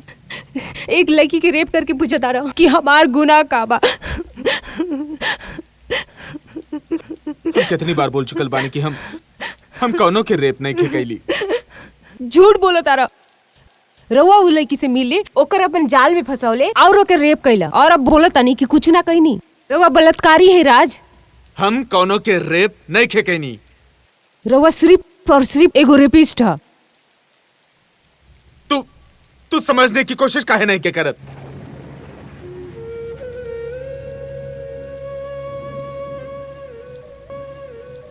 हम प्यार करेला तो से। नफरत करे तनी हम तोरा से और अपने आप से।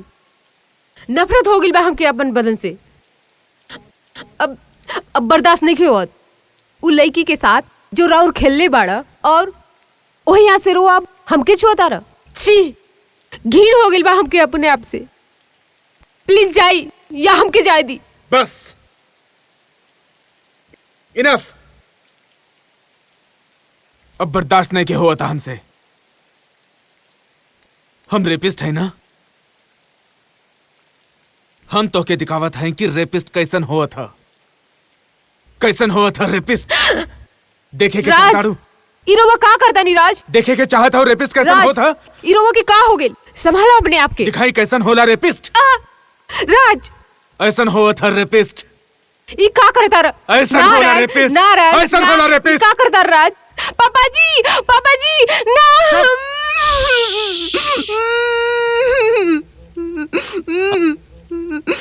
ऐसन होला रेपिस्ट। ऐसन होला रेपिस्ट। ऐसन होला रेपिस्ट। ऐसन होला रेपिस्ट। ऐसन होला रेपिस्ट। ऐसन होला रेपिस्ट।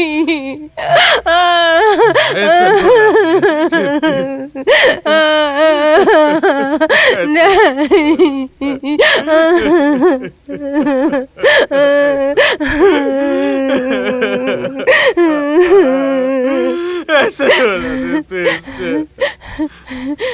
हम कुछ नहीं कहनी। हम कुछ नहीं कहनी। कुछ नहीं कहनी। हम कुछ नहीं कहनी। हमने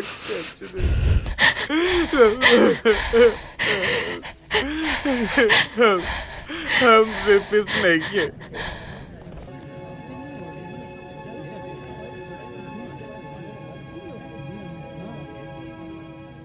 विपक्षी पार्टी के केस सुनने के बाद ई अदालत कल तक खातिर मुलतवित करल जाता।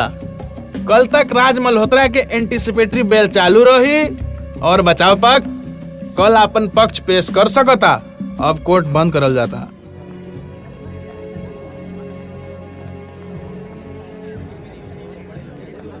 राजी राउर के लागत है कि राउर के बेल हो जाई।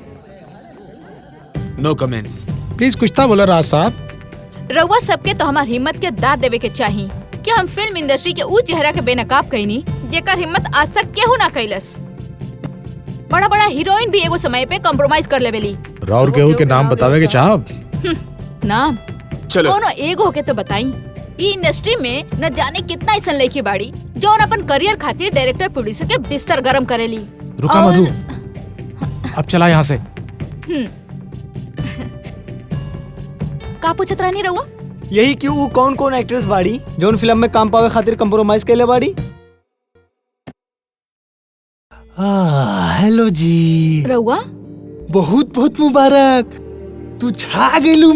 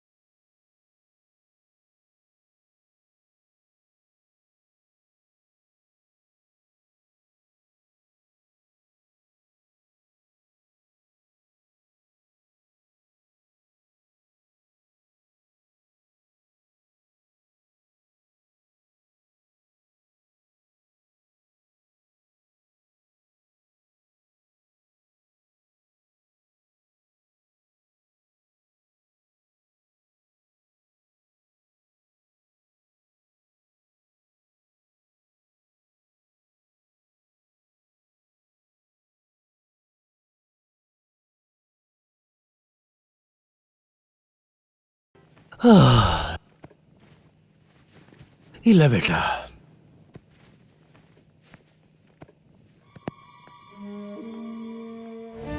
ले बेटी प्रसाद ल। हम सिद्धि विनायक मंदिर गेल रहनी। हम जानतानी आ इहो जानतानी कि राव रोइजा कहाँ मंगनी। रोआ फिकर ना करी, भगवान सब अच्छा करी है। हम अपना बेटा पे विश्वास ना कईनी, बहुत बड़ा भूल होगी हमरा से। लेकिन अब हमरा हालात के सामना हिम्मत से करे के पड़ी। बेटा राज कहाँ बा? ऊ वकील साहब के साथ गेले बाड़न। हम तो सिर्फ इतना जानत है कि भगवान के घर देर है अंधेर नहीं। पिछला 10 दिन से राज सब कुछ अकेले झेल ले बा। पापा जी, आज हम बहुत खुश बनी। इतना दिन से हमनी के परिवार में जो बिखराव आयल रहे वो खत्म हो गई। अब अदालत जे भी फैसला करी ओकरा हम खुशी खुशी स्वीकार कर ले। केस के बाद तुहार खूब नाम हो गई बा। आज इंडिया के एक एक आदमी तोहरा के जाने ला। का मतलब? सच सच बतावा, वो तुहार रेप कैलस की नाही? तू काल का चाहता रहा? वही जौन सच बा। हम सब समझ गई, वो तुहार रेप नहीं खे केलस। तू होश में नहीं खा। होश हमारा के अब आइल बा मधु। ये अच्छा नहीं खे केली। जाना था तुहार ई हरकत से तुहार कौनो फायदा हो या ना हो, राज मल्होत्रा के कितना नुकसान हो सकेला। उकर करियर, उकर फैमिली लाइफ सब तबाह हो सकेला। हमरा के फकर रहल तहरा ई दोस्ती पर, और अभी दोस्ती पर हमके शर्म आवता। तुहारी गुना पे हमके नहीं खे पता। हम तो के माफ कर पाए के नहीं। तू भी राज मल्होत्रा के बात में आके हमरा पे शक करत रहा, हमरा पे झूठा इल्जाम लगावत रहा। मधु, अगर ये बात सच नहीं खे तो हम हर कदम पे तुहार साथ देब। और अगर ये सच हता और हमार दिल कहता ई सच है,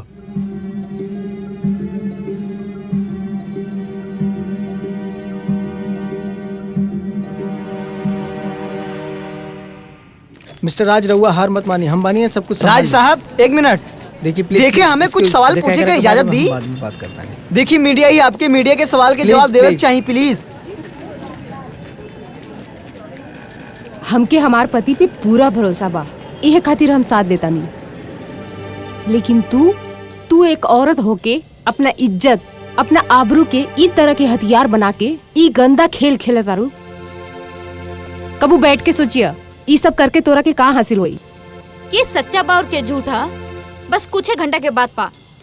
जब पुलिस तोहर पति के लेके जेल गई है तब तो के पता चल जाए कि तोहर विश्वास कितना झूठा बा। अगर हमार विश्वास सच्चा बा, हमार पति की बेल जरूर मिली।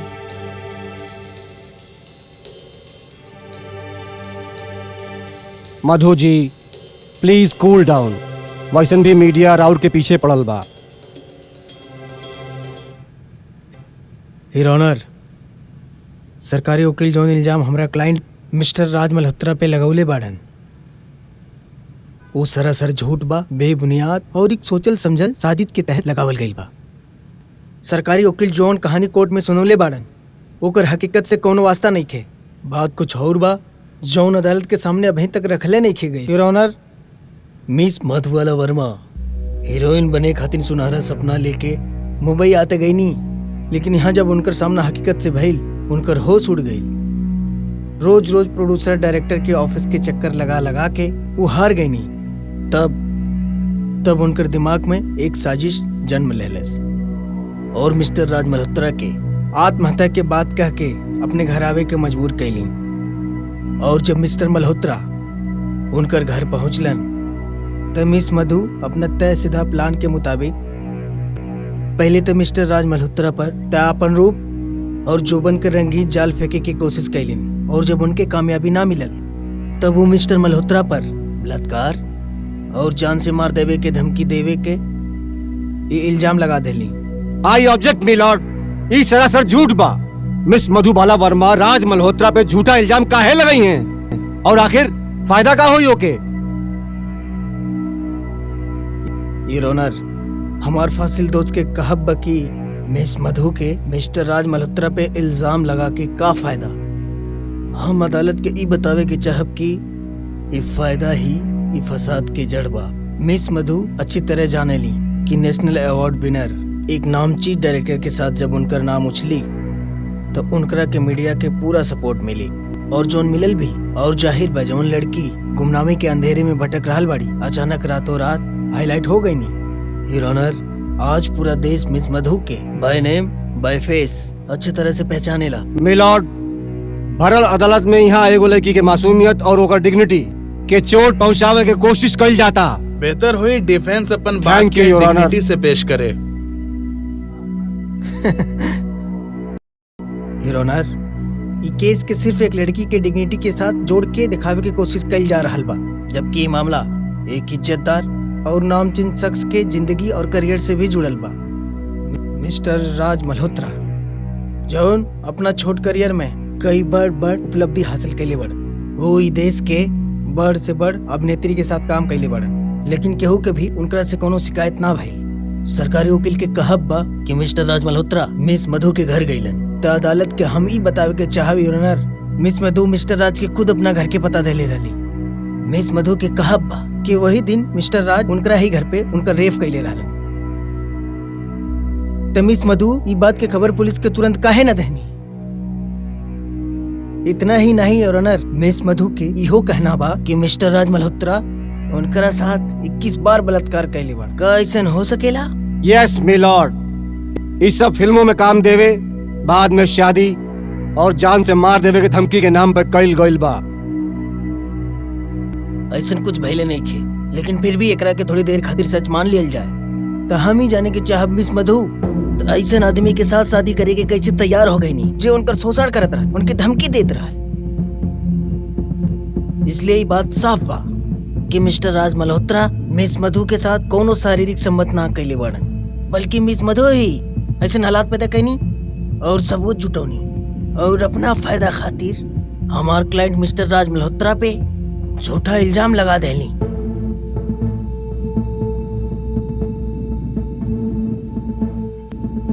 योर ऑनर, एक फिल्म मेकर करोड़ों रुपया लगा के एक फिल्म बनावेला, ओमे ओकर बरसों के मेहनत लगल रहेला। तो का रुपयन के वो अपने अयाची के खातिर दाव पर लगा सकेलन? का जरूरत बा ओकरा की कोनो लड़की के हीरोइन बना ओकर जिस्म हासिल करे के? जबकि आज एह तरह की सहूलियत चंद रुपया में हर जगह मौजूद बा। यह खातिर हम अदालत से दरखास्त करब कि झूठा और चालाकी से बनावल गई केस के हमार क्लाइंट मिस्टर राज मल्होत्रा के जमानत दिहल जाए। यह हमार गुजारिश बा।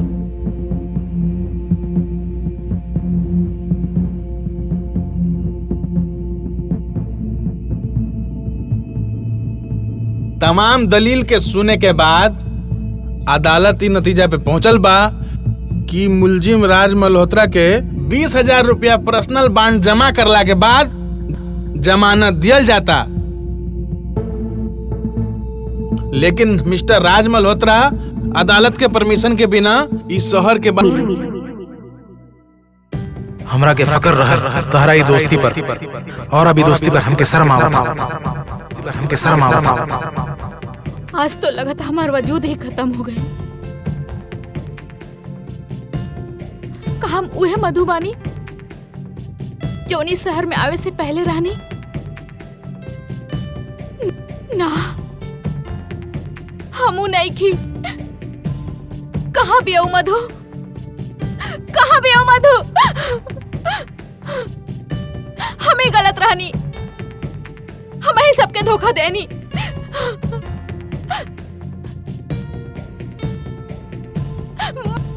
मल्हार, संजना, प्रेस, पुलिस केहू भी तो नहीं खे बाचल। यहाँ तक कि खुद के भी धोखा देते आयल बानी। बाकी काहे खातिर? सिर्फ एक खातिर कि हम स्टार बनल चाहत रहनी, फिल्म स्टार बनल चाहत रहनी। बाकी हम करती भी तो का करती, सब कुछ करके थक चुकल रहनी। हार चुकल रहनी हम।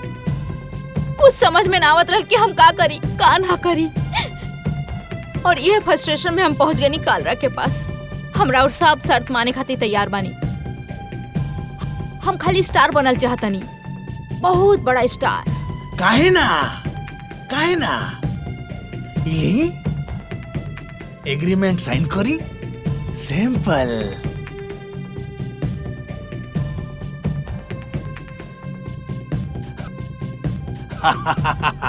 तू एक काम ठीक कैले बाड़ू मैडम जी। मैडम जी, स्टारडम के रास्ता प्रोड्यूसर डायरेक्टर के बेडरूम से होके गुजरेला। रवो के गुजरे के पड़ी राज मल्होत्रा के बेडरूम से। कालरा के कहला पर हम अपन शरीर के इस्तेमाल तक कर देनी, बाकी राज मल्होत्रा के ईमान के डिगा ना सकनी। शायद कोई भी लड़की ऐसन गिरल हरकत करे से पहले 10 बार सोचत, बाकी हम अपन सब हद पार कर देनी। फिर भी हमके अपन मकसद में कामयाबी ना मिलल। कालरा काले रहल, अगर केहू तरह पब्लिसिटी मिल जाए तो सब दिक्कत खत्म हो जाए। राज मल्होत्रा बहुत ही नॉन कोऑपरेटिव किस्म के आदमी निकलल। नया टैलेंट के कैसे एक्सप्लोर करे के बाद, प्रमोट करे के बाद जानते नहीं क्या? अब का करल जाई? रउआ जौन बोली हम सब करके देख लेनी। अब नहीं लगत कि हम स्टार बन पाए। मैडम जी, ना जी ना। अरे तू तो बॉर्न स्टार हो, बॉर्न स्टार। वो कहा है ना, फिल्म में स्टार बने खातिर जरा पेज 3 पे छपना बहुत जरूरी होला। और तू तो कभी छपिलू ना जाने केकरा के छापते रहले।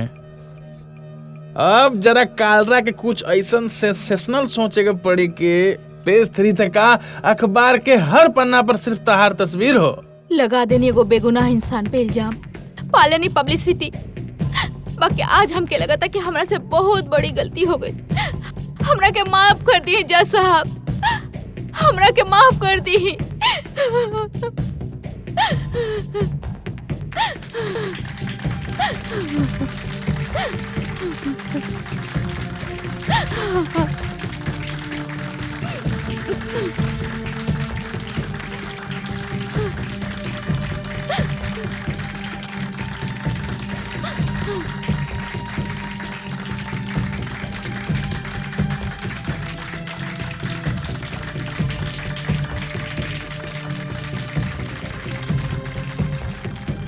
ई मुकदमा अपना आप में एक मिसाल बन चुकल बा।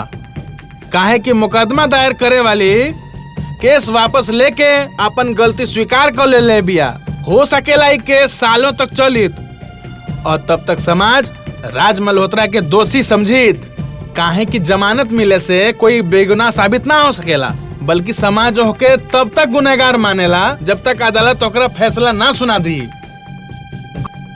गलती हर इंसान से होला, मिस मधुबाला वर्मा से भी होखल, लेकिन अपन गलती के स्वीकार करे के हौसला बहुत कम आदमी के होला। और ई अपना गलती के स्वीकार ई तरह से कैले बिया, एक खातिर अदालत इनकरा दाद देतिया। लेकिन अदालत इमोशन पे ना चलेला।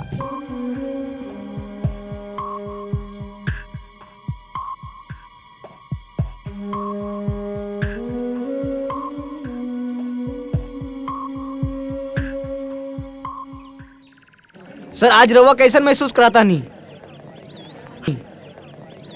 हमरा फक्र बा अपना बेटा पर। हमरा विश्वास रहल हो कि हमार बेटा बेकसूर बा। कभी ऐसा भी भइल रहे कि हमार विश्वास हिल जात रहल हो, लेकिन हमार दिल कहत रहे कि हमार बेटा ऐसा कर ही ना सकेला।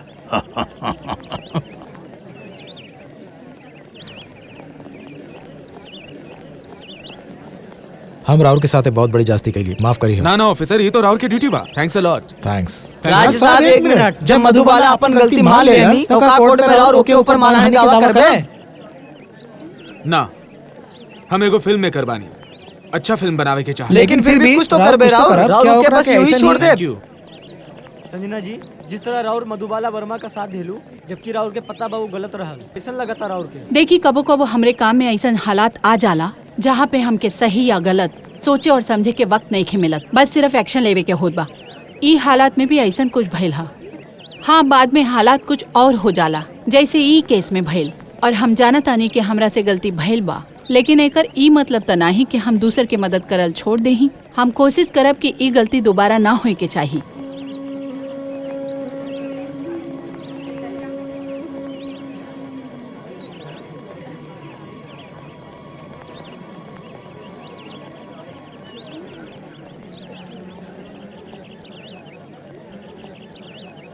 मैडम जी बहुत बहुत मुबारक बा। देखी हम जे कहले रही करके दिखा देनी।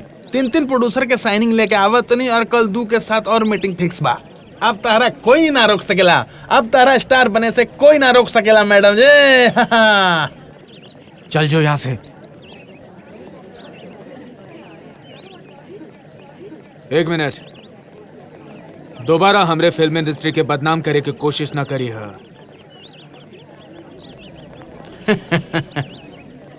जे हुकुम सर जी।